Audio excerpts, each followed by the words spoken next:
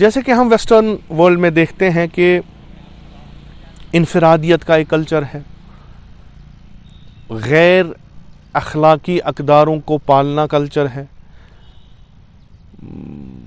महरम और नामहरम का न होना कल्चर है। ये अब उनके इस सकाफ़त में ऐसा घुल मिल गया है कि उन्हें नहीं लगता ये बुरा है, और असलन वैल्यूज़ पे ज़िंदगी करना ये अब उनके कल्चर की बात नहीं है। एक खुला माहौल जिसमें इंसान आज़ाद हो, जैसे जो चाहे वो कर सकता है।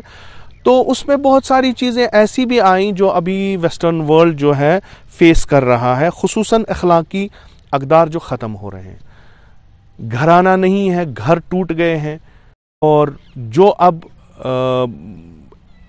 जैसे हम शादी करने के या दोस्त बनाने के या दुश्मन बनाने के जो भी अक़दार थे वो बदल चुके हैं।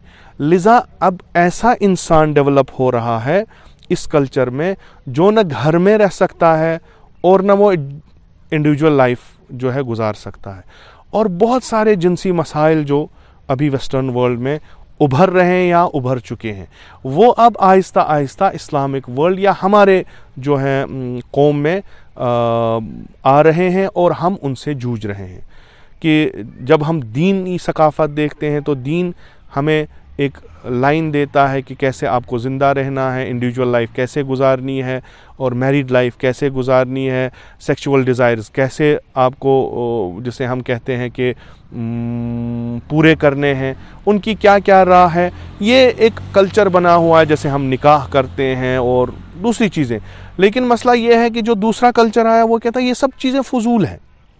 अब ये देखना है कि ये कैसे आया, ज़बान से आया या किसी तरीके से, जिस तरीके से भी आया हो। लेकिन एक बात बिल्कुल सही है और हकीकी चीज़ों पे मबनी है, वो ये है कि हमारी कौम सकाफ़ती लिहाज से तब्दील हो रही है और अपना रंग बदल रही है, और वो रंग पकड़ रही है हर एक चीज़ में जो दूसरी कौम ने आज से शायद मैं कह रहा हूँ सदियों पहले कोशिश की थी हमारे कौम में आने की। और उस वजह से जो बहरान हमारी कौम में पैदा हुआ है, खुसूसन जवानों में, कि वो नहीं समझ पाते कि हमारे मुश्किलात जो हैं वो कैसे हल हों।